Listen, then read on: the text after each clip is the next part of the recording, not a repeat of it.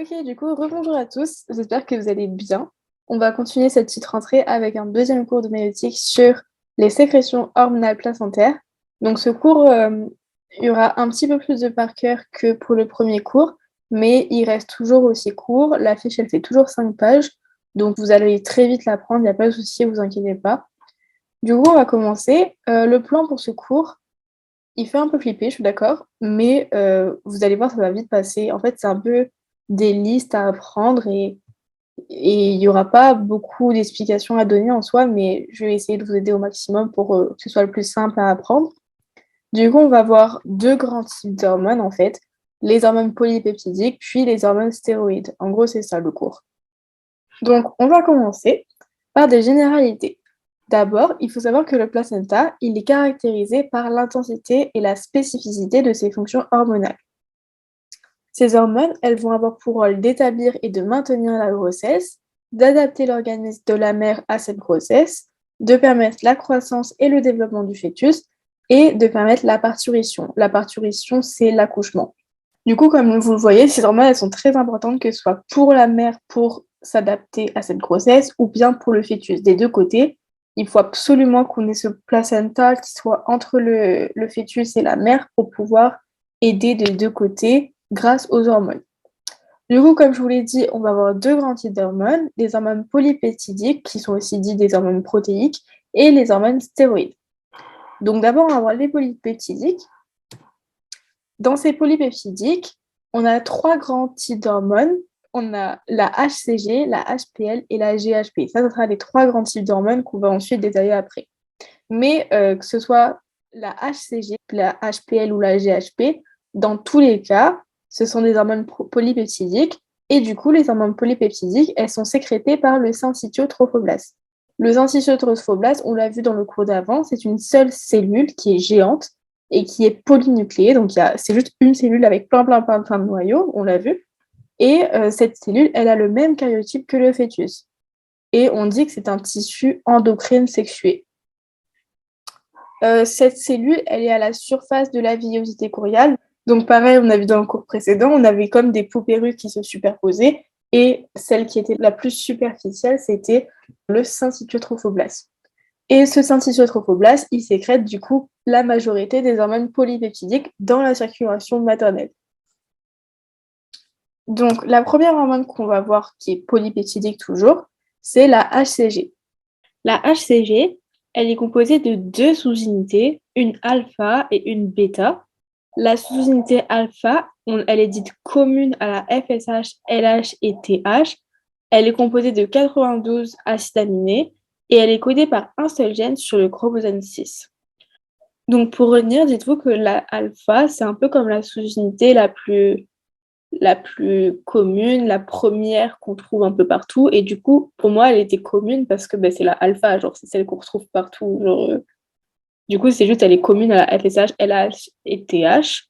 Et surtout, confondez pas, elle n'est pas spécifique. Alors que du coup, la bêta, donc la sous-unité bêta, elle est spécifique et elle est composée de 145 acides aminés et elle est codée par un gène spécifique sur le chromosome 19. Comment je retenais ça? En fait, je me disais que déjà, 92 acides aminés et 6 en chromosomes, ça devait aller ensemble parce que c'était des petits chiffres, alors que 145 et 19, c'était des chiffres qui étaient plus longs, et du coup, ils allaient ensemble, eux. Et eux, ils allaient ensemble. Par contre, je faisais gaffe à pas confondre 6 et 9, parce que justement, là, on avait déjà un 9. C'est un peu bizarre, mais du coup, je retenais 926 et 14 519. Genre, je retenais juste ces séries de chiffres. Comme ça, je me disais que 926, il n'y a pas 2 fois 9. Donc, si je retiens que l'alpha, elle est composée de 92 acides aminés, je ne pourrais pas dire que elle est codée par le gène qui est sur K9. Non, le 9, on l'a déjà dans 92. Du coup, elle est codée par K6. Genre, c'était un peu bizarre, mais je retenais comme ça. Et là, pareil, vous pouvez même vous dire que 4 plus 5, ça fait 9. Et du coup, ça fait 19 en fait. Je viens de pondre ça maintenant, hein, mais en vrai, c'est vrai. 1, 4 et 5, vous additionnez 4 et 5, ça fait 1, 9. C'est trop bien. Bon, bref, je suis fatiguée, mais retenez ça comme ça, c'est trop bien en fait. Bref, après la composition, on arrive à la production de l'HCG. Du coup, cette HCG, elle est synthétisée dès le jour 7 post-conceptionnel et donc du coup dès l'implantation. Ensuite, sa concentration, elle augmente jusqu'à arriver à un pic à la 12e semaine d'aménorrhée. Puis ensuite, à partir du 3e mois, elle va diminuer jusqu'à arriver à un stade de stagnation. Ce schéma, il n'est pas du tout en cours, c'était juste pour visualiser comment se passait la production. Enfin, moi, ça m'aidait quand je voyais des QCM, je refaisais très vite fait ce schéma-là. Et ça m'aidait à me rappeler où étaient les pics, etc. etc. Mais c'est pas du tout à apprendre, les valeurs sont pas à apprendre, on s'en fiche complètement. Et là, juste pour vous préciser, il y a écrit 10 semaines de gestation parce qu'en fait, 10 semaines de gestation, ça correspond à 12 semaines d'aménorrhée, vu qu'on rajoute 2 semaines pour les semaines d'aménorrhée. Du coup, c'est pas une erreur ou quoi, c'est ça. Voilà. Du coup, on va voir maintenant en quoi l'HCG est utile. L'HCG, du coup, c'est l'hormone qui va être utilisée dans les tests de grossesse. On va en fait quantifier il me semble que c'est la bêta-HCG, mais ça, c'est pas dans le cours, donc c'est pas grave, pour justement savoir si on est enceinte ou pas. En plus de ça, elle va permettre de rechercher des anomalies embryonnaires ou fétales. Ensuite, cette hormone, elle permet aussi de prévenir l'organisme maternel de la grossesse, parce que l'HCG, c'est le tout premier messager soluble de la grossesse, en fait. Parce qu'elle apparaît et elle est synthétisée dès que l'œuf il est implanté dans la mère, dès le premier jour. Donc, en fait, c'est vraiment la première à pouvoir être détectée dans le sang de la mère. Donc, c'est pour ça qu'elle est nommée premier messager soluble. Confondez pas avec les autres hormones et tout. Dites-vous bien que si l'HCG elle est synthétisée au moment de l'implantation, ça sera forcément elle la première dans le sang.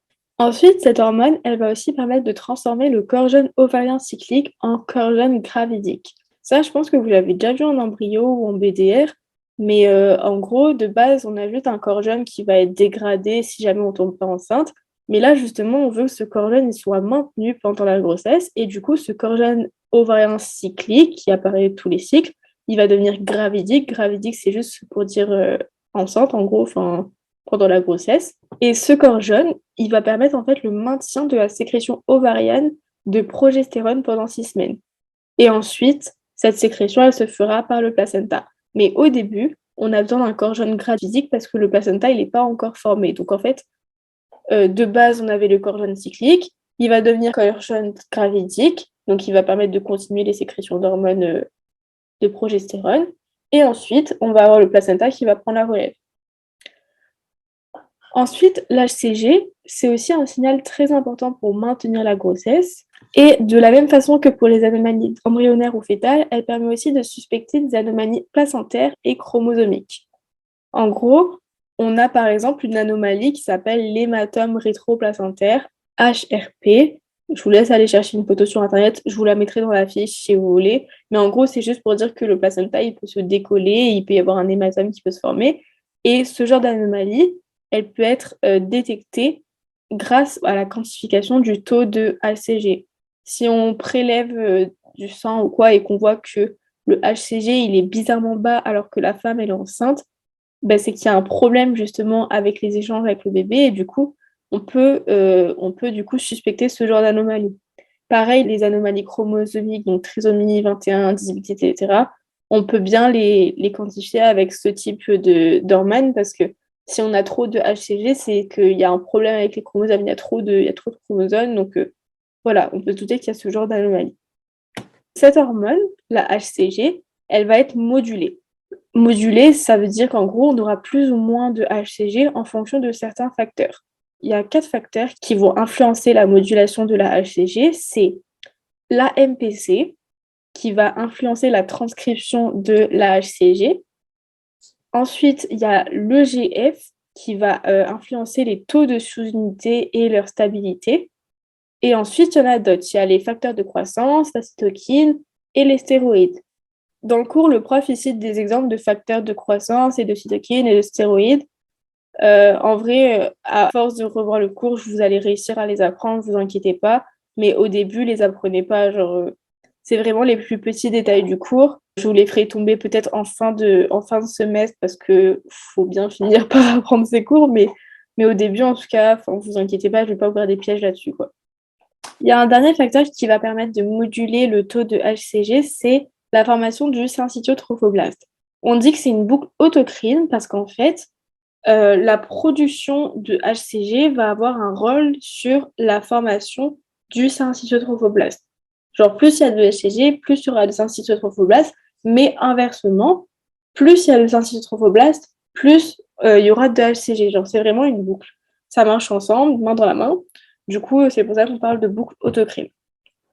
Ensuite, on va avoir une deuxième hormone qui est aussi une hormone protéique, enfin polypeptidique, c'est la même chose. C'est la HPL ou la HCS.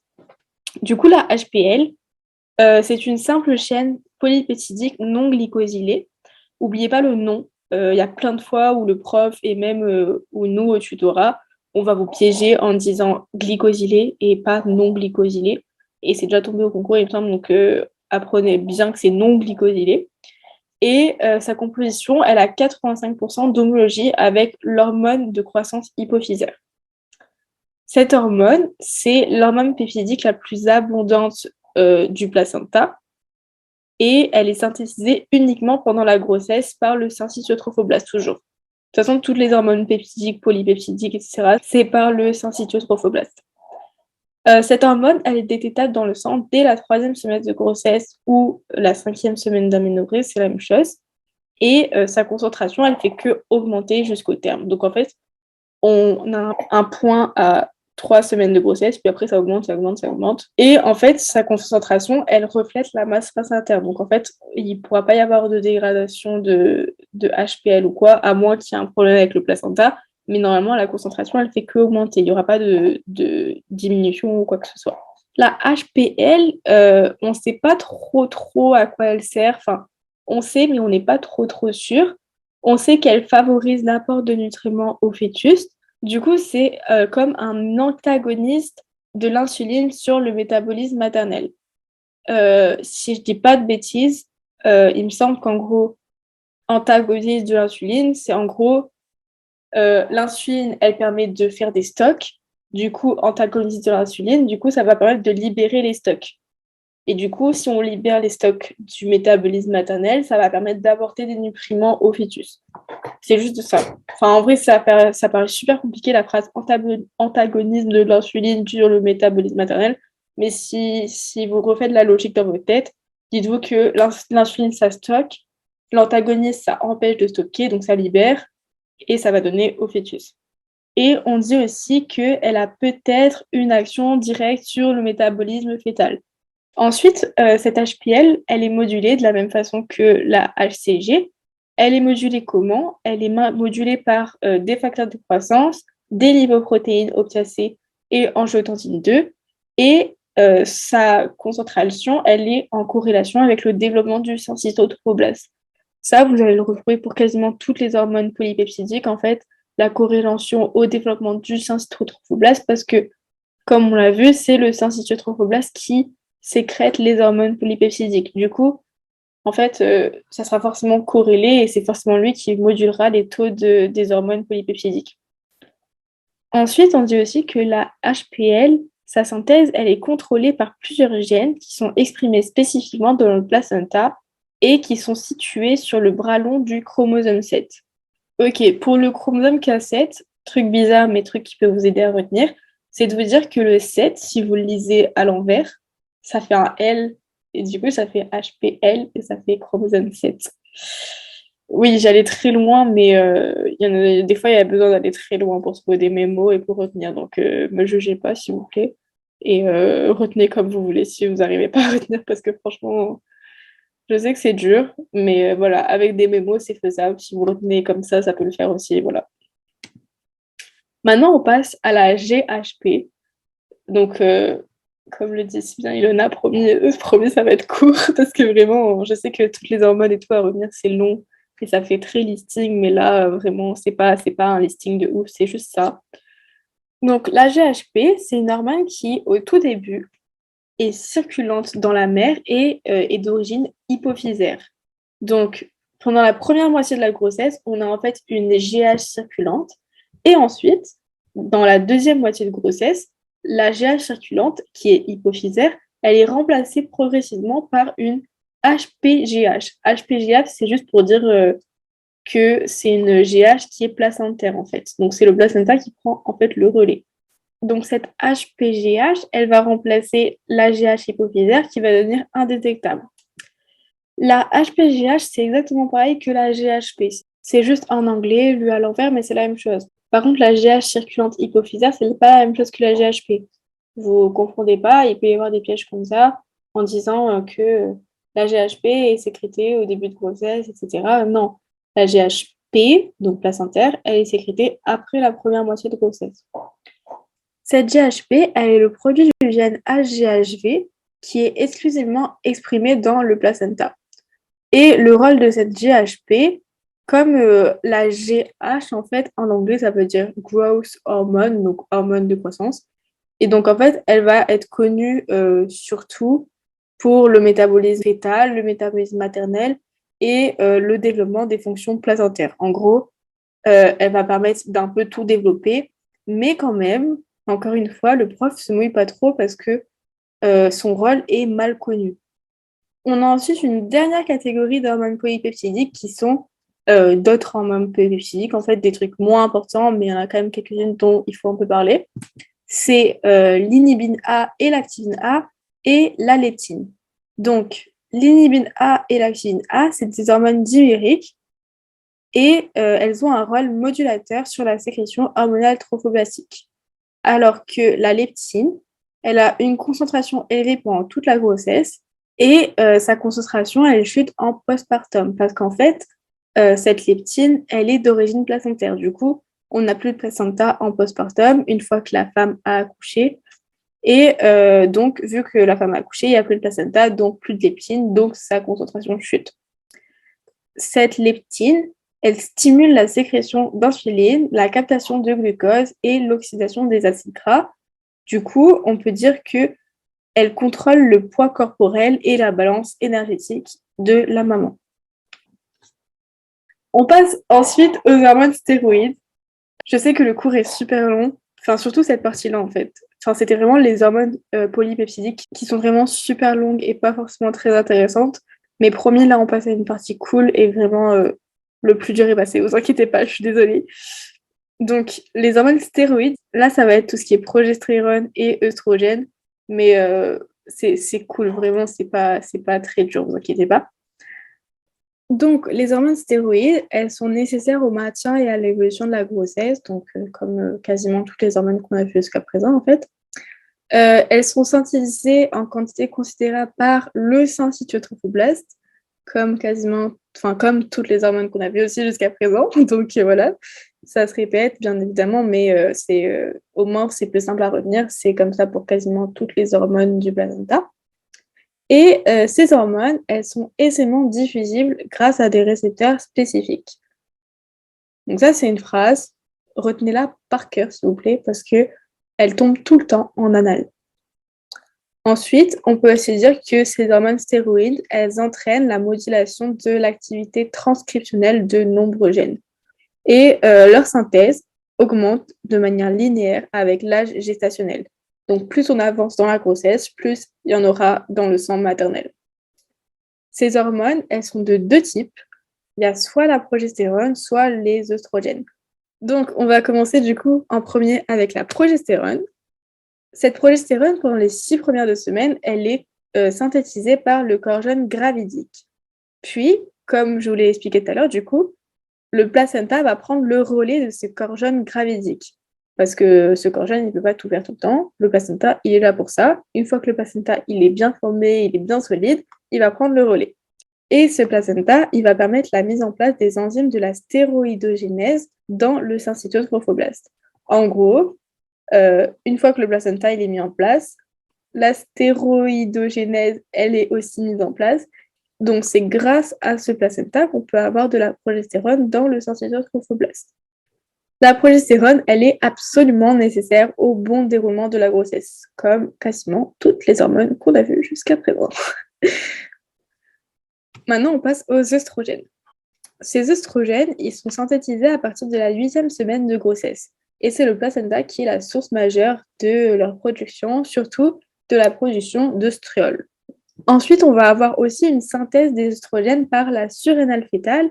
Et cette synthèse, elle va augmenter pendant la grossesse, vu que le bébé, il va prendre de plus en plus de place, il va de plus en plus pouvoir sécréter. Et du coup, à terme, on dit que la surrénale fœtale, elle assure 40% d'ostrone, 40% d'œstradiol et 90% d'œstriol. Donc voilà, vous retenez juste qu'il y a une exception pour l'œstriol, qui est de 90%. Le rôle de ces œstrogènes est encore incertain, contrairement du coup à la progestérone, parce que la progestérone, on sait qu'on a absolument besoin d'elle pour la grossesse. Alors que les œstrogènes, ben, on ne sait pas trop à quoi elles servent et tout, mais on sait qu'elles induisent l'expression des récepteurs à la progestérone dans l'utérus et qu'elles peuvent stimuler in vitro la production de progestérone par le syncytial trophoblaste. En gros, les œstrogènes, elles vont aider la progestérone et on sait que la progestérone, elle est hyper importante pour la grossesse. Du coup, on a besoin des œstrogènes forcément, mais le rôle, il est quand même incertain. Du coup, comme vous pouvez le voir avec le rôle des œstrogènes, on peut voir que les œstrogènes et la progestérone, elles sont vachement reliées et la progestérone ne peut pas vraiment marcher sans les œstrogènes et inversement, enfin, c'est vraiment un peu relié. Donc maintenant, on va arriver au moment de la vidéo où vous allez me détester, mais c'est pas grave, tant pis, il va falloir passer par là. En gros, il va falloir que vous appreniez par cœur ce schéma-là. Ce tableau, en gros, il vous explique la formation de la progestérone, des œstrogènes, des différents œstrogènes comme on l'a vu juste avant. Mais en soi, je vous promets que à force de le faire sur un papier, c'est comme les schémas d'anatomie, genre à force de les faire sur un papier, vous allez le connaître par cœur. Et vraiment, en 2 semaines, genre vous le connaissez par cœur. Vraiment, vraiment, vraiment. On l'a tous appris et à force de le faire, ça rentre tout seul. Juste, il y a 2 choses qu'il faut bien retenir parce que le prof, il insiste dessus, enfin, il le dit vraiment à l'oral, c'est que la SDHEA, elle pénètre dans le syncytial trophoblaste par simple diffusion. Donc, il n'y a pas besoin de je ne sais quoi, c'est juste par diffusion. Et la deuxième chose, c'est que le placenta, il nécessite absolument l'hydroxylase pour réaliser la stéroïdogénèse. L'hydroxylase, c'est en fait l'enzyme numéro 3 qu'on retrouve ici, la P450-17 alpha-hydroxylase. C'est juste celle-là. Le prof, il dit bien cette phrase en cours, donc retenez qu'il y a quand même cette enzyme et qu'elle est là. Ce tableau, vraiment, apprenez-le parce qu'il tombe en annales, il est déjà tombé. Ces dernières années, il est plus trop tombé, mais il y a quelques années, il tombait beaucoup. Genre, je crois que c'est 2012, 2013, 2014, 2015, c'est beaucoup, beaucoup tombé. Il faisait tout le temps un item sur ce tableau. Après, ces dernières années, c'est quand même moins tombé, mais apprenez-le quand même au cas où, parce que vu qu'on a plus de QCM cette année, à tout moment, le prof, il vous met un QCM entier dessus, et puis vous êtes piégé, quoi. Donc, apprenez-le. Sachant que le prof peut faire des pièges sur les enzymes aussi. Il peut très bien vous dire, par exemple, pour la réaction entre cholestérol et prégnénolone, vous dire que c'est l'enzyme P450-17-alpha-hydroxylase et pas la P450-SCC. Donc c'est un peu vicieux, je suis d'accord, mais comme en plus de ça, le prof il a beaucoup insisté dans le cours sur la 17-alpha-hydroxylase, enfin, il vous précise vraiment que le placenta a besoin de l'hydroxylase pour donner la stéroïdogénèse, ben vraiment, retenez bien qu'il peut vous piéger avec la P450-17-alpha-hydroxylase. Donc, retenez surtout cette hormone, mais apprenez bien les autres parce qu'il peut vous piéger aussi. Pareil, là, la 3-bêta-hydroxystéroïde, il peut très bien vous piéger avec la 17-bêta-hydroxystéroïde. Donc, faites attention. Ensuite, ce qui peut aussi tomber, c'est par exemple vous dire est-ce que la SDHEA fait partie du placenta? Non, la SDHEA, elle fait partie du fœtus, de la mère, mais pas du placenta. C'est que des petits items comme ça, il peut vous piéger entre les compartiments. Faites bien attention à quel compartiment fait partie telle hormone, etc. Mais voilà, en soi, comme je vous ai dit, à force de le refaire, ça rentre tout seul et c'est pas super compliqué, ça va. Je vais vous le lire quand même vite fait. En gros, au tout début, on part du mauvais cholestérol, donc du LDL de la mère. Ce cholestérol, il va passer dans le placenta pour devenir le cholestérol du placenta. Le cholestérol du placenta, il va se transformer en prégnénolone grâce à la P450-SCC.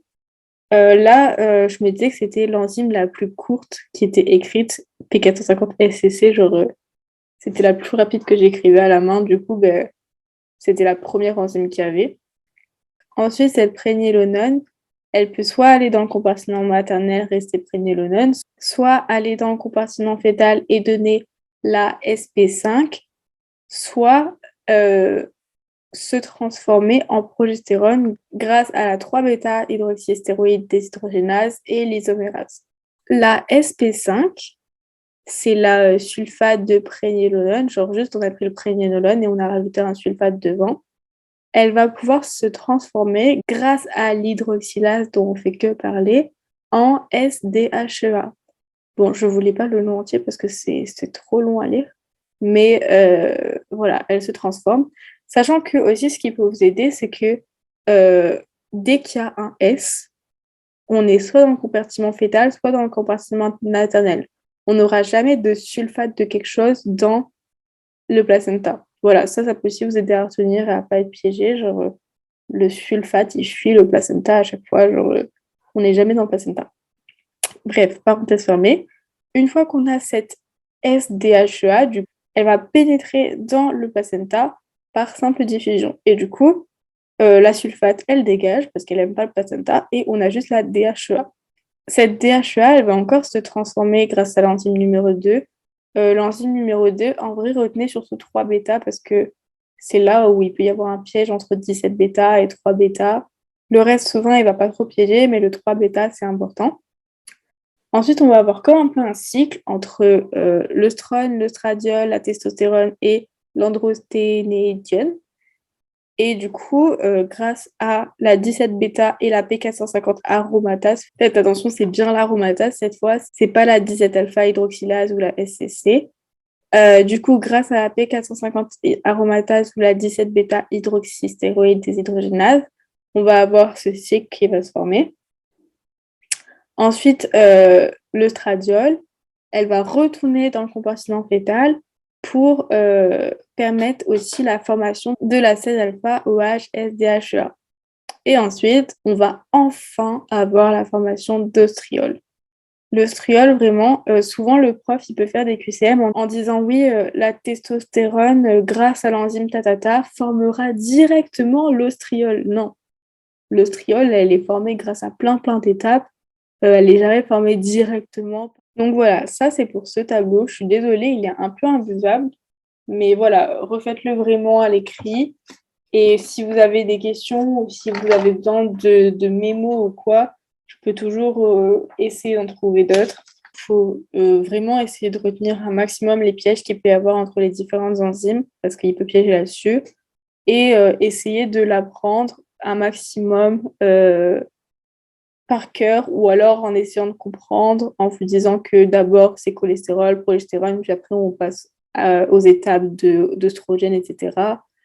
Et oui, dernière phrase par rapport à ce tableau qui est vraiment super importante. Du coup, comme je vous l'ai dit 1000 fois, l'enzyme la plus importante pour ce tableau, c'est l'hydroxylase. Et du coup, vu que le placenta a besoin de cette enzyme absolument pour faire la stéroïdogénèse, on dit que le placenta est une glande endocrine incomplète.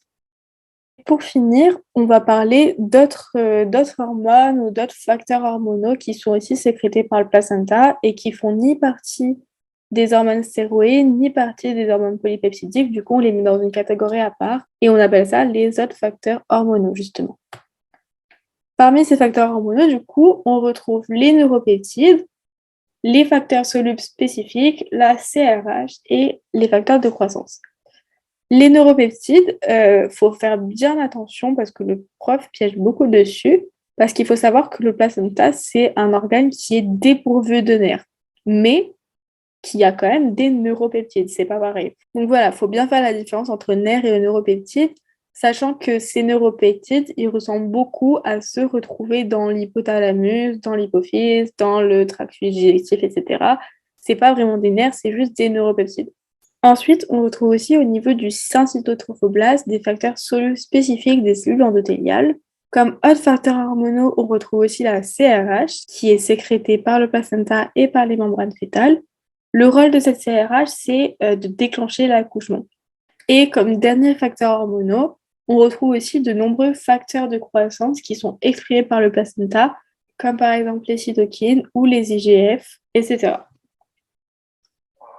Du coup, pour conclure, on peut dire que le placenta il produit de nombreuses hormones polypeptidiques de type hypophysaire, donc HCG, HCTH, etc. De nombreuses hormones polypeptidiques de type hypothalamique, donc GnRH, CRH, etc. Et de nombreuses hormones stéroïdes de type ovarien, comme la progestérone ou les œstrogènes. Donc, on peut bien conclure que le placenta possède un rôle d'interface majeur entre la mère et le fœtus. Et voilà, c'est fini pour ce cours. Je suis désolée, c'est vraiment beaucoup de listes d'hormones à apprendre, mais j'espère que vous avez quand même compris et que vous avez quand même réussi à retenir des trucs. Et il y a moins de choses à comprendre que dans le premier cours, mais à côté de ça, ça reste quand même des hormones que vous pouvez retrouver dans la vie de tous les jours, genre progestérone, oestrogène et tout, c'est quand même cool. Du coup, voilà, essayez d'apprendre au maximum, surtout le tableau dans les dernières slides, c'est important. Et puis, je vous souhaite bon courage pour la suite. Et on se voit pour le live la semaine prochaine, du coup. Et pareil, si vous avez des questions vraiment ou si vous avez besoin de moyens mémotechniques, n'hésitez pas sur le Discord ou sur le forum ou quoi. On est là pour ça, vraiment. Voilà. Du coup, c'est fini pour moi pour la suite rentrée. Le dernier cours de maïeutique se fera du coup par Raphaël, mais moi, du coup, vous ne me reverrez plus. Enfin, vous me reverrez sûrement sur le Discord, sur le forum et tout, et aux examens blancs. J'espère qu'on se verra aux examens blancs. Et du coup, je vous souhaite bon courage pour le reste du semestre et je crois en vous et puis donnez tout. Et puis vous êtes déjà des boss d'être encore là au deuxième semestre, donc franchement, bravo. Et puis bon courage.